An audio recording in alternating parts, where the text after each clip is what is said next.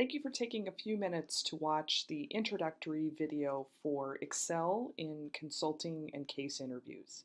This is a brief introduction to the case interview.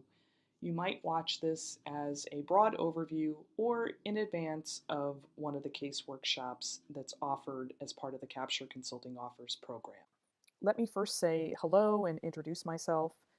My name is Pam Schilling, and I am the CEO of a global consulting firm called Arch Career Partners, and I do career strategy, training, education, executive coaching, as well as I currently am a professor of management at North Park University, which is in Chicago. I come to you after many years of business experience. After getting my MBA at Chicago Booth, I spent about 8 years in consulting in a couple of different firms, and also across the course of my career, I spent about 10 years in the technology industry. Along with that, I was a part of the career services team at Chicago Booth. And upon my sort of reflection of the things that I observed as a recruiter and a hiring manager, I really found that there were some interesting things to be shared and taught to offer insights about how to interview successfully for case-based interviews, whether that's within the consulting environment or the corporate environment. And as a result of that, I created this program called Capture Consulting Offers, and as part of it, it has a focus on case interviews, which is what we're going to be introducing here with this introductory video. As you all may know, there are many different aspects to preparing for interviews. We have to network, we have to research, we have our job search tools, which include resumes, cover letters, profiles on LinkedIn, our elevator pitch, and so forth. And then most interviews have the experience interview, where you're asked certain questions about our interest in a career path, a firm, behavioral questions. Well, smack dab in the middle of this is the case interview. And this is going to be the focus of our discussion. Cases have a unique focus. They discuss certain business issues. They require you to demonstrate problem solving live in front of an interviewer. And many different organizations, firms have particular styles that they use. So it's helpful to understand that broad context. Now, for this introductory video, I have a couple of purposes and some content that I'm going to focus on. I'm going to here in this video focus on just an overview of the case interview and what it is, talk about how to solve a case at a very high level and what are some of the key components to really prime our knowledge and get us ready for our face-to-face conversation, and then also talk about some foundational things that I think are beneficial as they fit into the case interview preparation process you're going to be going through in the coming weeks. So the first thing I want to cover is a case interview. Now, many of you may have had exposure to this prior to coming to get your MBA. You may have had case interviews coming out of undergrad or for other interviews, but it doesn't hurt just to remind ourselves what is a case interview. It's a business situation which is presented as the case, and in a real-time situation, you in front of the interviewer have to work through that business problem. And you have typically a full interview is about 45 minutes. Depending on the organization that you're interviewing with, the case may take up a little bit of that time, maybe 5 or 10 minutes. It could take up the majority of that time, maybe 35 minutes. In front of you is nothing. Typically, you just have notes and a pen. There's no calculators, there's no laptops, there's no ability to access the internet. It's just you and your thinking. And it's done for some very good reasons. A number of roles use case interviews because in that role itself, there's a great deal of stress, there's a lot of rapid thinking, there's a lot of problem solving and structuring. And so this style of interview really simulates the job, and it's a way for candidates to show what they're capable of, not just tell through the variety of their past experiences. As a few examples to get you starting to think about what a case interview might entail, I'm offering 3. Now, there are hundreds, if not infinite, options that we could talk about, but just to get our thinking going. So the situation number 1 is that a spice division of a major food manufacturer has had flat or declining sales and profits over the past 5 years, and the company would like to know what they should do to improve their performance. So that's one potential scenario. A second one, you have a friend who's thinking about taking his business degree and becoming an entrepreneur. He actually has found a hot dog stand that you regularly see in the downtown area of the city where you live. It's busy, it has long lines, seems like it might be a great idea to potentially buy that hot dog stand. So the question might be, how would you evaluate this decision and what would be the maximum price that you would be willing to pay? Third scenario, you're advising the new dean of a business school. This is actually not such an unfamiliar scenario, as there's a lot of business school deans that have been transitioning in the last few years.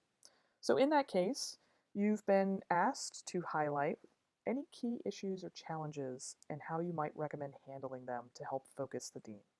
So these are just simple examples of what could potentially be asked of you in an interview.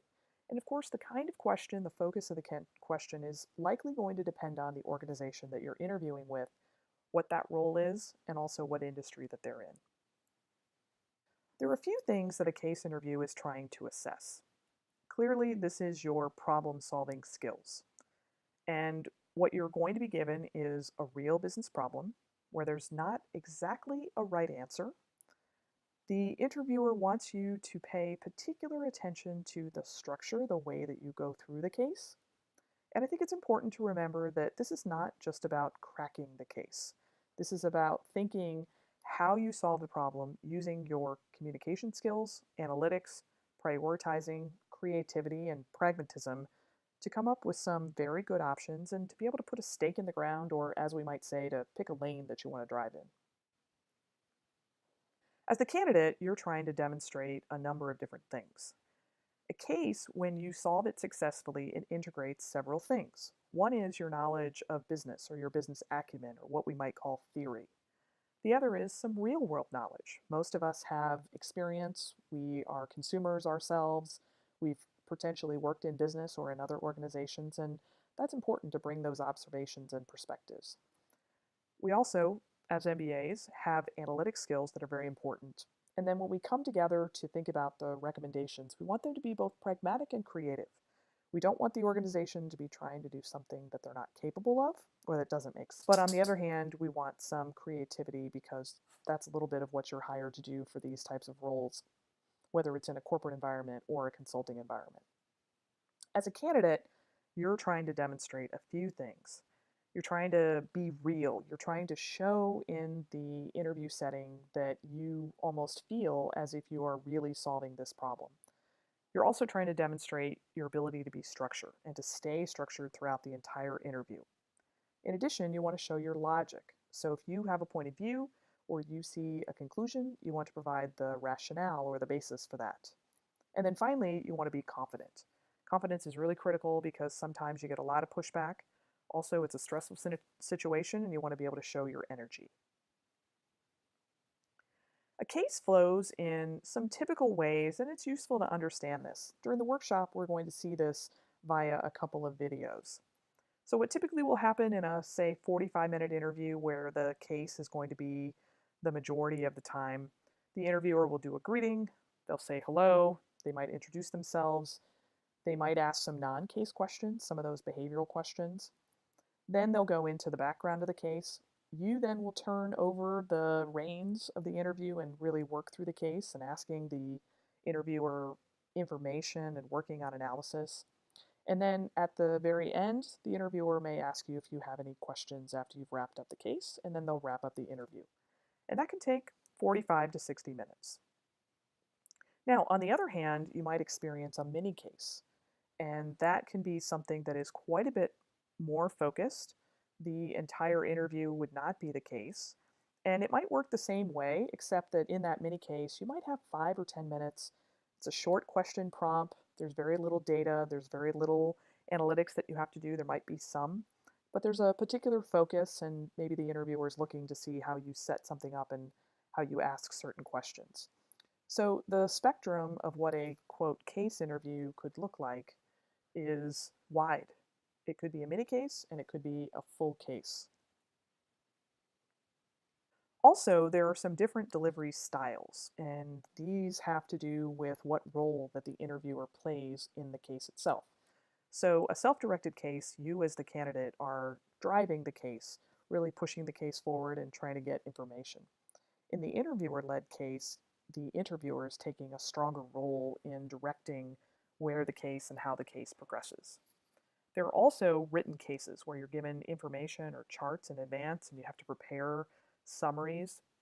A team case has also been commonly known to happen with certain organizations where you're actually working with 3 or 4 other people to put together your thoughts. And then finally, those mini cases or scenarios that I spoke about, which could be just very high level, very quick, kind of rapid fire. So you have to be prepared for all these different case delivery styles, particularly if you're going to be interviewing with a number of different companies and particularly across industries, consulting and corporate. All right, with that context about a case interview, let's just briefly talk about case solving.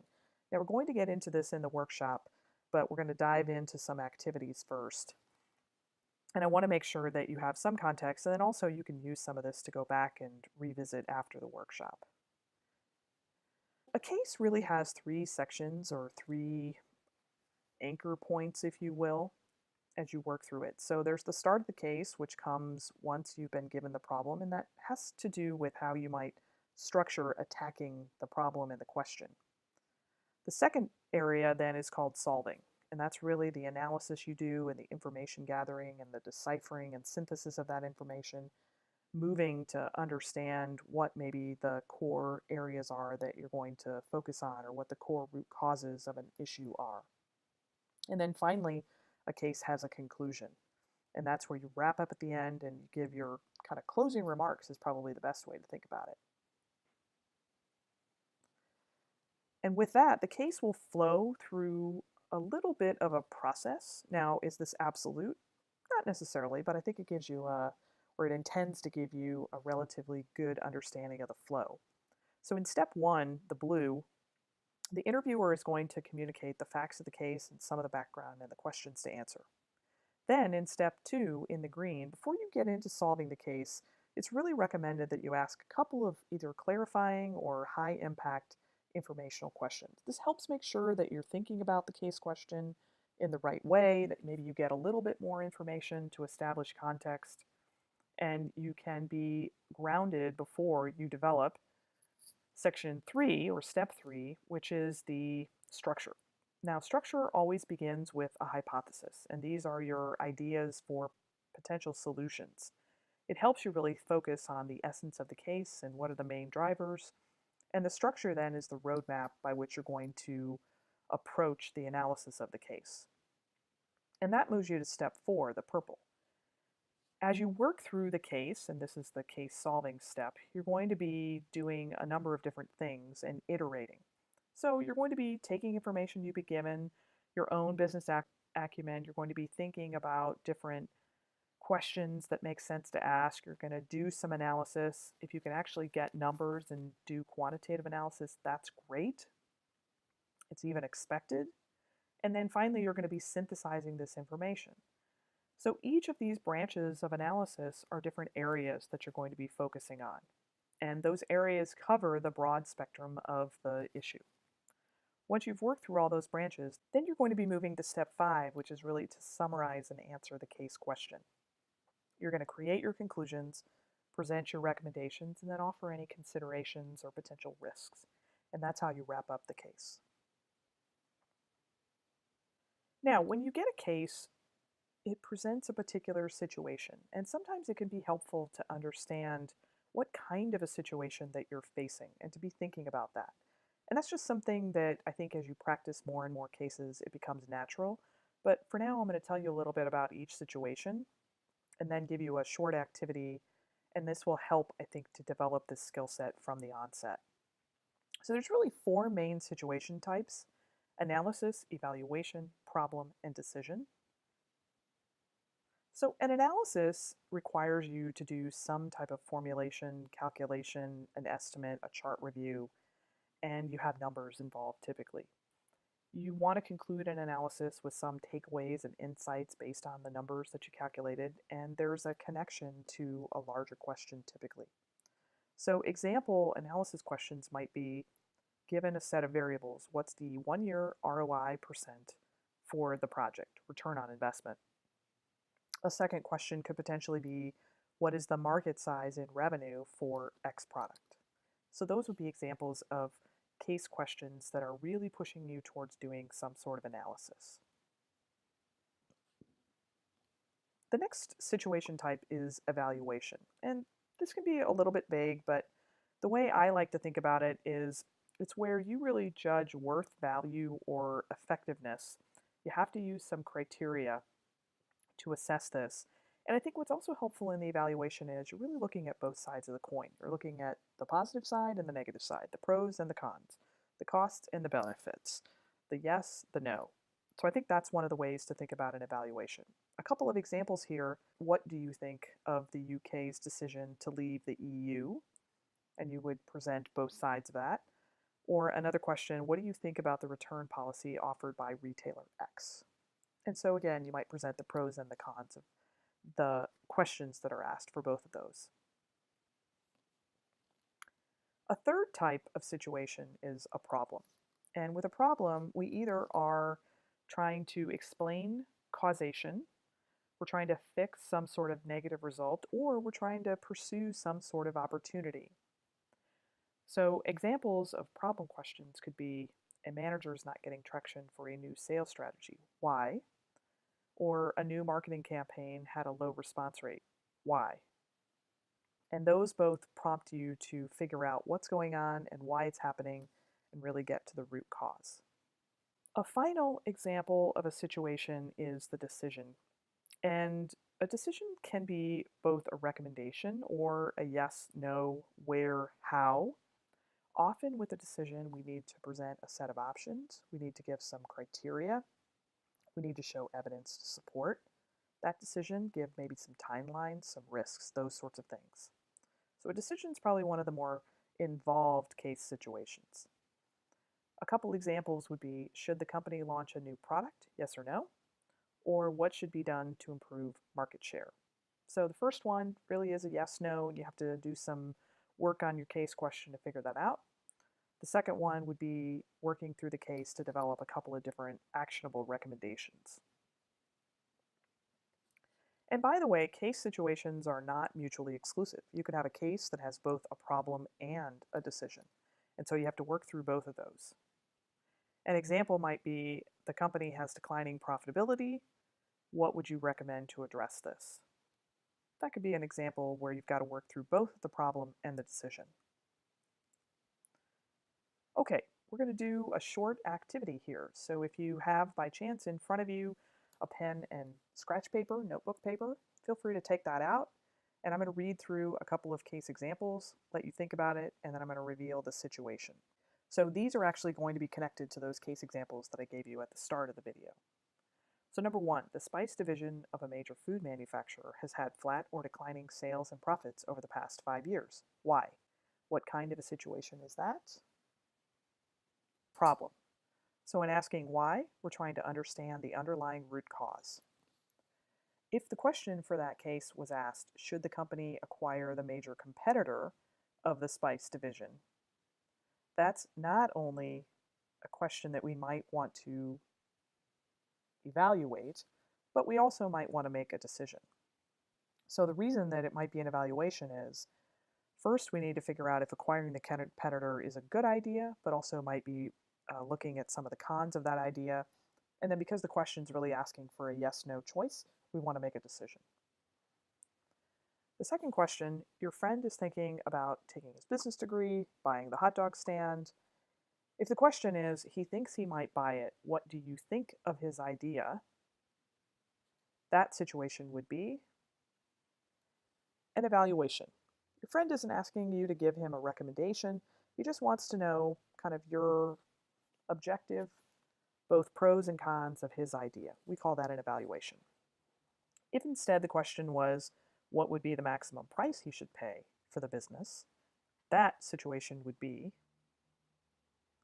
a calculation or an analysis, because he's being asked to determine what the price is, and there's got to be some sort of calculation with numbers involved. And then for question 3, you're advising the new dean of the business school. What would you highlight as the key issues and challenges, and how would you recommend handling them? What situation is that? Again, it's a two-part, evaluating and decision. First, you would do some evaluation, the pros and the cons of maybe what's going on in the school itself, and then turn those into recommendations. So again, this might not be something that you do very specifically as a step in the case, but as you begin your case preparation, it's a really good idea to make sure that you're clear on the kind of question and the kind of situation that's being presented to you in the case, because everything you put together, from your questions to your structure to the type of analysis that you do, is going to be based upon this. And if you don't have this well grounded, it can leave your case a little bit shaky from the get go. Okay, what I want to focus on next is some information that's going to help you build your knowledge for cases. So, one of the things that I think is particularly useful is to get a sense of the different topics or business issues that can be involved in cases. Again, if you're looking at something that's a role that is very function specific, the range that you might look at in a business case of issues is going to be much narrower. But if you're looking at anything that's a little bit broader, like a consulting role or general management, probably going to be a wide set of issues. But it's good to understand all of these no matter what. So profitability, market studies, M&A or joint ventures, investments, internal evaluations, things in private equity, venture capital or startups, and then the nonprofit NGO public sector space are all topics that come up within cases over and over and over again. So if you're somebody who might be focused on operations, that might fall into more of the internal evaluation. So looking at services, looking at operations, looking at sales, looking at how the company is handling certain functional processes. That would probably fall under internal evaluation. If you're looking at something in the consumer packaged goods industry and maybe it's for a product role, probably things around profitability and market study could be very typical, but also don't expect that you won't get questions about investments or internal evaluation because your brands or your products may benefit from acquisitions or they might be looking at new territories or geographies for projects. So these are important because they're going to help you with your focus as you do some practice on your cases. And those are different types of business problems. There's also just pure math, where we do market sizing and some math problems. There's also at times some logic, reasoning, things like brain teasers and guesstimates. But as you practice, you really want to think about diversity in your practice, and then again across a variety of industries, business types, size of business. This is going to be dependent again on who you're interviewing with and what their focus is.